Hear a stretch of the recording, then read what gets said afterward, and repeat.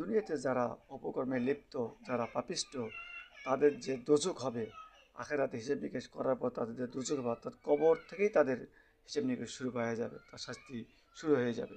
সেই শাস্তির বর্ণনা আল্লাহ পাক এখানে স্পষ্টভাবে দিতেছেন যে লিত্তাগিনা মাআবা, বিদ্রোহীদের আবাস কি সেটা? জাহান্নামটা।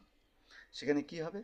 লাবিসিনা ফিহা আহকাবা, সেখানে তারা যুগ যুগ ধরে থাকবে।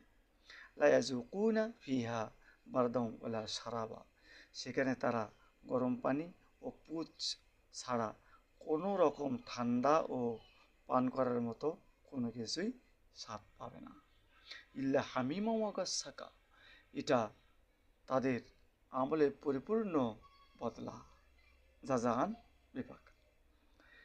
ইন্নাহুম কানু লা ইয়ারজুনা হিসাব, ওরা কোনো হিসেব দিতে হবে বলে মনে করতো না।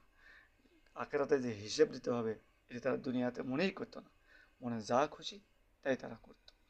ওয়াকাজ্জাবু বিআয়াতিনা কিজ্জাবা, আর আমার আয়াতগুলোকে ওরা একেবারেই মিথ্যে মনে করেছিল। ফাজুকু ওয়াকুল্লু শাইইন আহসাইনাহু কিতাবা, অথচ প্রতিটি জিনিস আমি গুনিয়ে গুনিয়ে লিখে রেখেছিলাম। কিরামান কাতিবিন ইয়ালামুনা মা তাফআলুন ইযা মুতালাক্কিয়ানি ওয়া আনিল শিমালি ওয়া আনিল শিমালি কাঈদ মা ইয়ালফিজু মিন কাওলিন ইল্লা লাদাইহি রাকীবুন আতীদ। আছে না? তো এগুলো স্পষ্টভাবে আল্লাহ পাক বলে দিয়েছেন, তারপরেও আমরা মন গড়াভাবে চলছি।